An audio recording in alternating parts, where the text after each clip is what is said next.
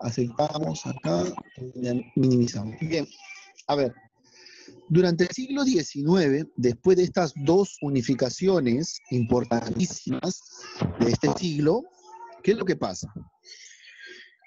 Francia e Inglaterra, o Reino Unido, o Gran Bretaña, me llega a mí, yo lo dejo ahí, por si acaso. Gran Bretaña o Reino Unido, a ver, vamos a poner acá un poquito de seguridad acá. Listo, ahora sí. Listo. Muy bien, continuamos. Reino Unido, Gran Bretaña y Francia, o Reino Unido, Gran Bretaña e Inglaterra, van a ubicarse dentro de las potencias, por así decirlo, del momento, como tal para el siglo XIX. Muy a pesar de que ya surgió un reino italiano, ya formado por varios reinos, ¿no? Ya una Alemania que acoge el nombre por la ubicación territorial. Ahora vamos a ver otros dos, tanto Francia como Gran Bretaña y Reino Unido para el siglo XIX se posicionan como potencias, ¿no? Potencias mundiales. Hoy en día sabemos que tanto China, Japón, Rusia, Estados Unidos son potencias, pero es el siglo XIX donde surgen estas potencias, ¿no? Y una de ellas, Francia, vamos a continuar. Ahora, durante este siglo, estos dos países se van a posicionar como potencias, bien marcadas, bien claras. A eso va a sumarse la segunda revolución industrial, que marca el despliegue prácticamente y el cambio, la modernización, la industrialización. Entonces Europa está enfrentando un tiempo, el siglo XIX, un tiempo de cambios. Si bien es cierto, la edad moderna trae consigo cambios, pero durante este siglo se producen se perfila la sociedad que hoy en día conocemos y tenemos. La sociedad europea, la sociedad americana también se va a influenciar. Durante este tiempo va a haber la mira, van a fijar la mira, conquistar o qué abarcar, van a fijar los ojos en otros territorios. Y es durante este tiempo en adelante que surgen otros términos como el imperialismo, términos como la colonización y etcétera. Recuerden ustedes que ya empezaron las expediciones, ya se iniciaron la búsqueda de esos nuevos territorios. Entonces, ya prácticamente se están dando la formación de nuevos reinos, de nuevos estados, ¿no? Que están bajo el dominio de estas potencias. Uno de ellos es Reino Unido, Gran Bretaña, no Inglaterra, como lo conocemos hoy en día, ¿no? Y la diferencia, ¿no? De lo que vamos a hablar el día de hoy va a ser prácticamente cómo se forma prácticamente esta potencia en el siglo XIX, muy a pesar de que fue va a atravesar por un sistema de parlamento que va a originar desde 1832 a 1885 una serie de reformas que van a cambiar con la sociedad, con la política de Reino Unido, Gran Bretaña en este caso, ¿no? Entonces, se van posicionando, ¿no? Tenemos un mapa de lo que va a fijar el poderío británico, ¿no? Entendamos primero, la primera parte, ¿cómo se presenta para el siglo XIX el poderío británico? Una de las primeras expediciones en querer dominar el territorio africano hacia Inglaterra. Va a dominar este canal de Suez, va a dominar otros territorios que le van a permitir pues condicionar y poder exportar productos, ¿no? Recuerden ustedes que exporta productos de la India, tiene prácticamente toda Canadá, toda Australia. Entonces tenemos prácticamente a un imperio o a una gran nación posicionada no solamente en Europa, sino también en otros continentes. Y el siglo XIX va a ser su siglo de máximo esplendor, al igual que Francia. Francia también va a empezar a crecer su dominio territorial. Y así va a ir creciendo durante este siglo. Para este siglo, ¿quién está en la corona? ¿No? Una reina importantísima para Gran Bretaña, porque se va a convertir en la primera potencia mundial, ¿no? Por su prosperidad económica, por sus extensiones territoriales, va a ser la era victoriana, ¿no? La reina Victoria, ¿no? Lo bueno y lo favorable de esta reina que va a coincidir su reinado con la industrialización y eso va a ser el despliegue importantísimo para esta para este reino, para esta potencia. Ahora, durante su reinado, ¿no? Prácticamente que abarcó 64 años, ¿no? El periodo considerado más largo dentro de la historia o de la corona británica, ¿no? Prácticamente van a darse cambios, como les decía al principio de la clase, políticos, económicos, industriales, científicos, culturales.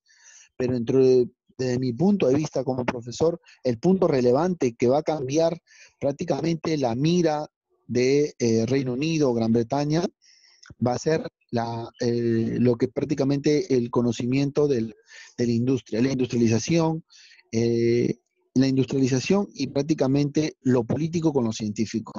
Van a ir de la mano, profesor, pero vamos a hablar del aspecto político, sabiendo aún que hay un tema de la monarquía. Sí, la conducción fue muy importante de la reina Victoria, que prácticamente causa ese despliegue, ¿no? Y también hay algo que puedo compartir con ustedes que sí me, que sería bueno que lo tengan, el, el fijar todo un programa de desarrollo por un determinado tiempo. ¿Qué es lo que pasa? Acá cada 5 años nosotros cambiamos de presidente, ¿cierto? Y cada presidente viene con su carta de trabajo. Pero en el caso del Reino Unido, la era victoriana marcó un desarrollo sin pausa, sin cambio. Con miras, si ella dijo que de acá a 5 años, ¿no? Se propuso, digamos, estamos tomando como ejemplo, no digamos que lo hizo la reina Victoria, pero se estima como tal, si de acá a 5 años, ¿no? Dentro de su reinado, yo voy a realizar tal proyecto y que tengo que cumplirlo de aquí a 5 años, ¿no? O de aquí a 7 años, ¿no? Lo va a lograr, no se va a quedar pausado, no se va a quedar interrumpido, ni tampoco va a venir otra persona y decir, bueno, la reina Victoria no está muy bien, hay que cambiarlo, hay que pausarlo, hay que hacerlo, y lo voy a dejar a medias, y por último que se termine de malograr o de estancar ese proyecto, y no se va a concluir. Y ese largo periodo de la cual ella lideró para Gran Bretaña. ¿Por qué? Porque todos los proyectos que estaban encaminados van a tener un fin, un inicio y un final. Son 64 años, queridos alumnos, de los cuales hubo una línea, una brecha, un camino trazado al progreso. Y eso es lo que, de mi punto de vista, para mí yo rescato de todo lo que fue o pasó dentro del reinado de la reina Victoria. Cuando ella empezó su reinado, el país era una gran potencia, si bien es cierto, ya estaba encaminada, ¿no? Empezaba a industrializarse, recuerden la primera revolución industrial, pero después su muerte, el país se encontraba altamente industrializado, el territorio ya estaba prácticamente posicionado, ¿no? Ahora la red o lo que se habían propuesto tenía que continuar, porque ya había toda una organización, o sea, ya estaban enmarcados a un proyecto, ¿no? A largo plazo. Ya se habían trazado. Lo único que faltaba era que entrara un nuevo líder y que siguiera ese camino. Y eso fue beneficioso, porque no hubo cambios, no es que yo cambié, entró otro presidente, cambiamos esto, entró otro presidente y cambiamos esto. Una estratégica de gobierno muy importante. Por eso le digo, esos cambios políticos se van a ver reflejados en lo que la reina Victoria hizo, ¿no? Las etapas de la reina Victoria, temprana, medio, tardío, ¿no? Sí, hasta hace un tiempo solamente la habíamos mencionado, pero durante su tiempo, de su reinado, durante esos 64 años, va a haber periodos, ¿no? Etapa prácticamente temprana, prácticamente cómo va formando, cómo se va sentando la corona, ¿no? Y cómo va a ir cambiando, ¿no? La primera etapa ligada a la industrialización, al progreso, al medio, y la etapa media, donde se inicia un largo periodo de estabilidad interna. ¿Qué cosa quiere decir? Que va a empezar a cambiar la forma de pensar políticamente, cultural y social. y eso va a darle paso al despliegue de las mejoras, de querer dominar, conquistar el territorio. En la parte tardía van a disminuir algunos problemas con Irlanda y también con otras colonias que ustedes saben que prácticamente siempre estuvo en una guerra no solamente con Irlanda, sino con los escoceses también, ¿no? Ahora, durante este tiempo, por ende, la industrialización y el cambio de mentalidad social va a dar surgimiento a movimientos.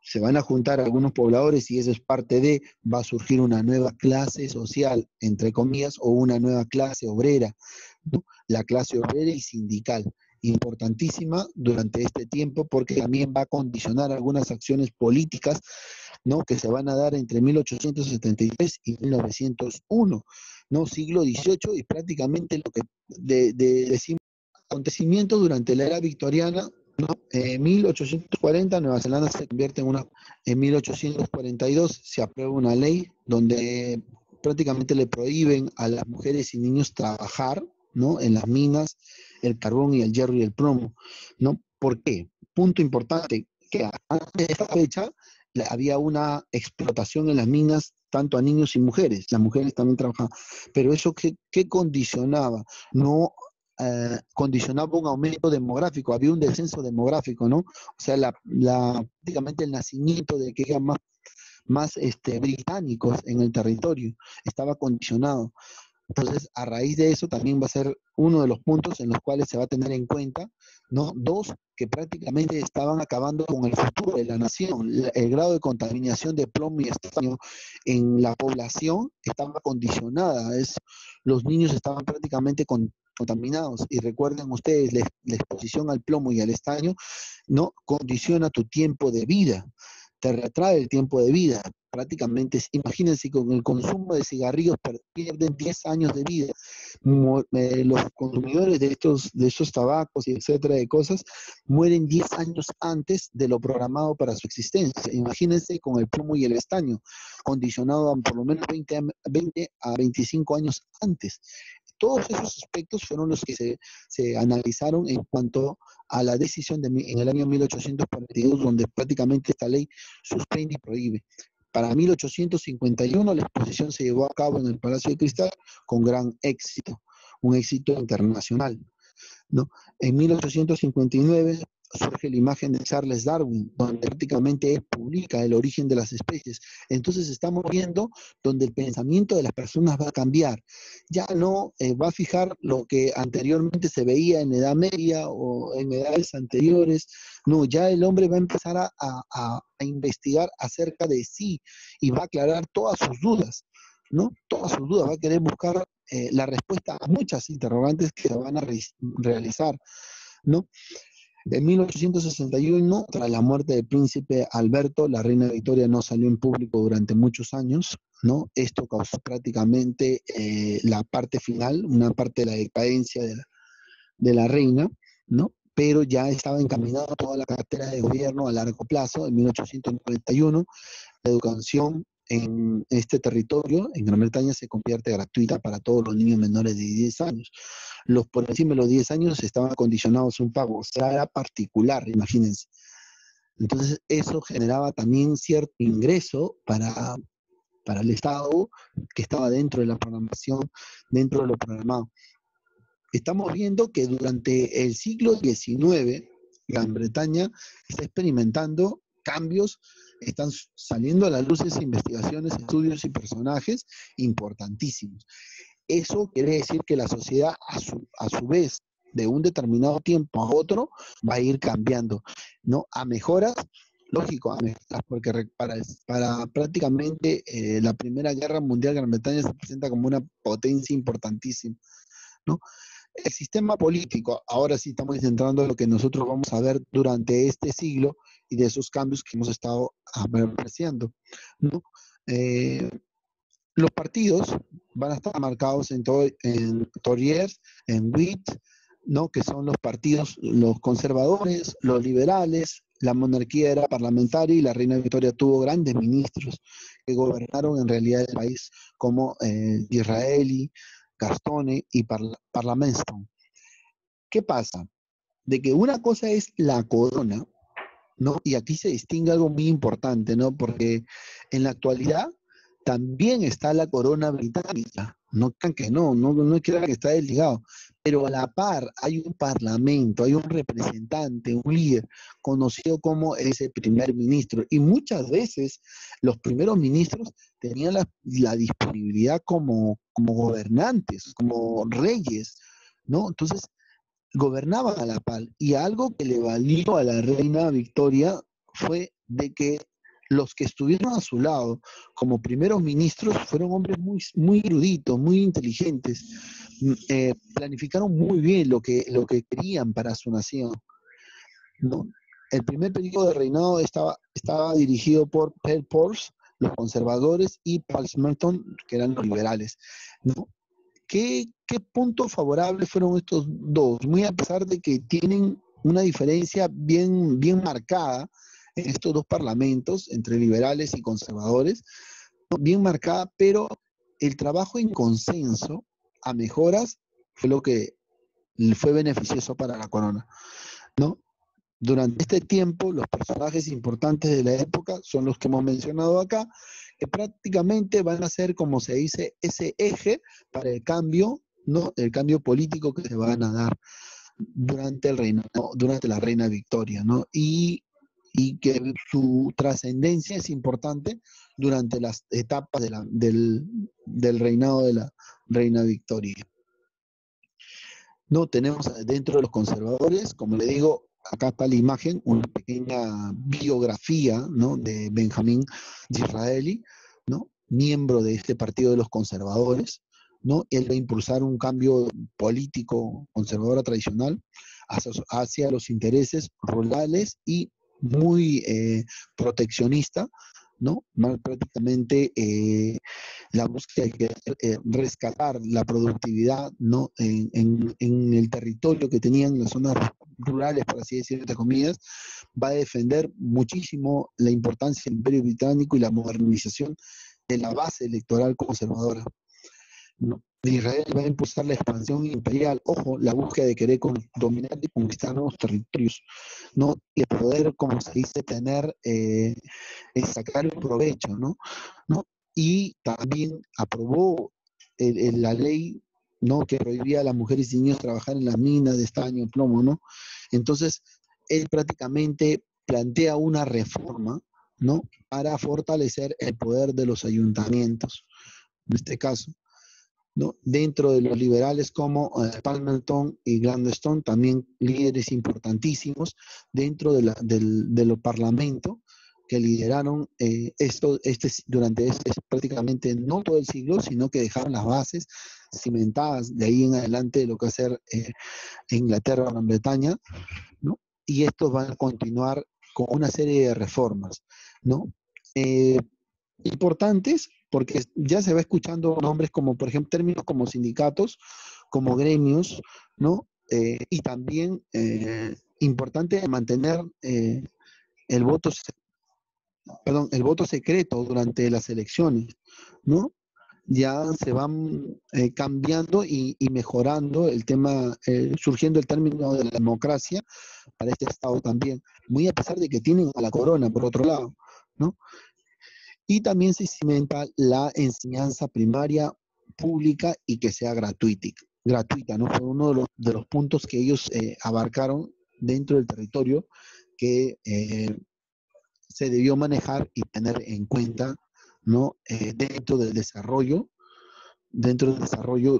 que buscaba los cambios de Gran Bretaña. Otra de sus grandes preocupaciones fue el promover la separación de la Iglesia y del Estado. Aporte importantísimo, ¿no? Por así decirlo, no como dice ni con ningún sentido condicionante, sino que esto va a permitir de que se vuelva autónomo el Estado y la monarquía, por su lado, también va a posicionarse como tal. La iglesia va a pasar a segundo plano dentro del poder, muy a pesar de que viene desde años anteriores, como se dice, sólida, ¿no? Recuerden ustedes, Enrique VIII, al crear su religión, le da ese poder de solidez dentro de las decisiones del Estado. y sobre todo en el mismo pozo que la corona, y eso lo va a condicionar muchísimo al Estado. Entonces estamos viendo dos aspectos importantes. La importancia del Parlamento, punto uno, la importancia del Parlamento a la par de la corona de Inglaterra, ¿no? Muy importante su importancia, y dentro del Parlamento lo importante que fue la participación de estos dos grupos, ¿no? Por así decirlo, partidos dentro de los conservadores y los liberales, que va a permitir, como se dice, tener una estructura política para la conducción de lo que va a ser Gran Bretaña. Este sistema parlamentario político británico estaba controlado por los grandes propietarios rurales, las dinastías, también estaban los partidos políticos, y dentro de ello va a haber cámara, la Cámara de los Comunes, ¿no? Que era la electiva que no reflejaba la realidad social británica, porque no se elegía por sufragio, estaba designada esta Cámara con un determinado cantidad de participantes, eran los únicos que se elegían, pues, era la crema innata de la política, ¿no? Los hijos de los hijos, como se dice. Ahora, durante este tiempo, esa reforma, ¿no? Para el cambio, para bien, como se dice, una reforma electoral profunda durante el siglo XIX, ¿no? Donde se aprueban 3 reformas electorales importantes. Así que va a surgir la Cámara de los Comunes, ¿no? La primera reforma de 1832, ¿no? El número de electores, pero exigía el pago de una renta para tener el derecho a voto, imagínense. Esta reforma va a conseguir terminar con el monopolio de las propiedades del mundo rural, para permitir la presencia de otros representantes y también de los que son de la industria. La siguiente reforma de 1867, ya vemos la imagen como votamos muy parecido a las elecciones actuales, ¿no? Acá se marca la imagen de Disraeli, que prácticamente sacó adelante, enfrentándose a gran parte de los partidos y con el apoyo de los liberales a una nueva ley electoral, y eso se permitió, ¿no? Se siguieron potenciando las circunstancias electorales urbanas frente a los rurales. Entonces estamos viendo que está surgiendo, como se dice, posicionándose el término de la democracia, y eso también está permitiendo, como se dice, reorganización política transparente, ¿no? Una elección transparente. La reforma de 1884 en Gran Bretaña a 1885 prácticamente va a ser netamente entregada a las protestas que van a realizar las mujeres, ¿no? La exigencia por el derecho a votar, el derecho a voto, de poder elegir, va a ser muy importante dentro de las reformas. Esta se va a llevar a cabo, ¿no? Por los liberales en el gobierno, se va a conceder el voto a los campesinos.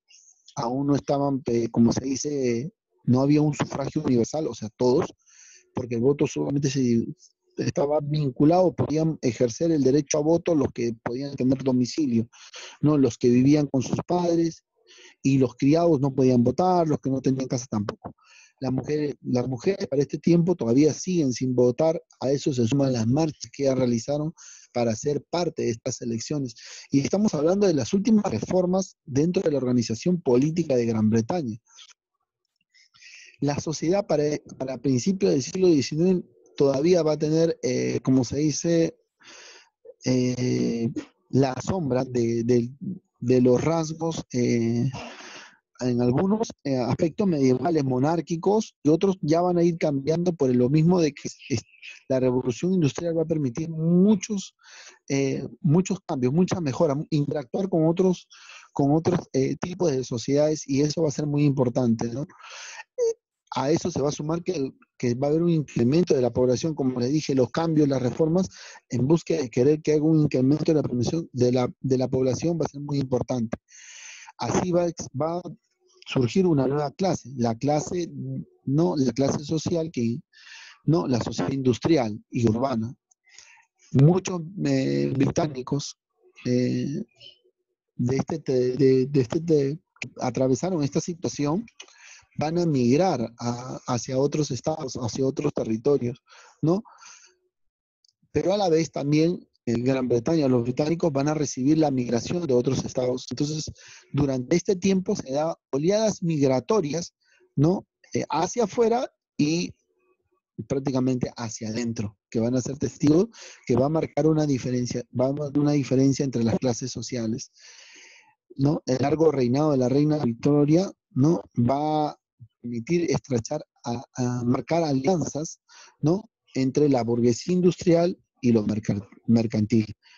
Así van a dar paso al surgimiento de los primeros movimientos socialistas. Como le dije, el término sindicato se va prácticamente a posicionar y va a tener un punto relevante para el año 1871, ¿no? A pesar de que eso le va a dar despliegue a la necesidad de querer buscar de que se aprueben leyes, pero leyes a favor de quién, de los industriales, no, leyes laborales.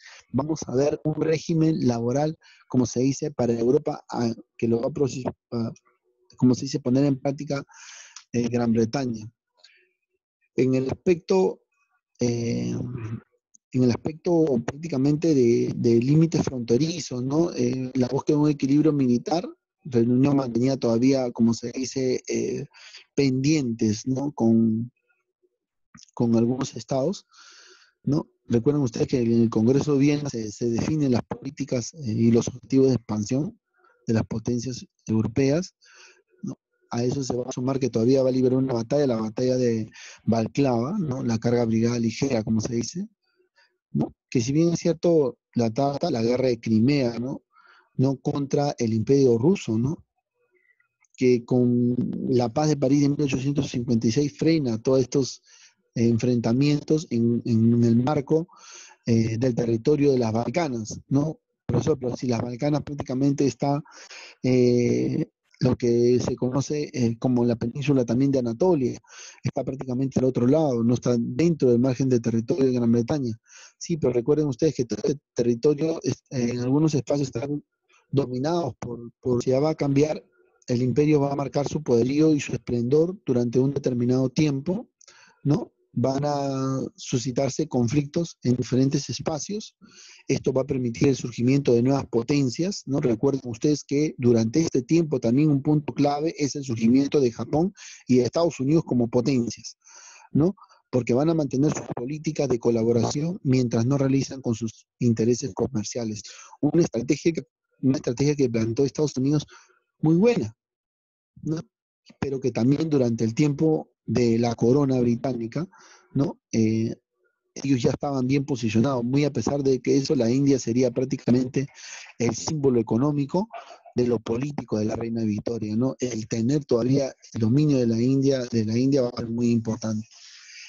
Los diferentes movimientos obreros se van a desarrollar, en este caso, como les dije, y vamos a tener los últimos líderes políticos, laboralistas en cuanto a prácticamente a inicios del siglo XX, despidiéndonos ya del siglo XIX y cómo se presenta Gran Bretaña, ¿no? Ahí están los Rancamans, importante porque van a fijar la política de lo que se conoce como Gran Bretaña.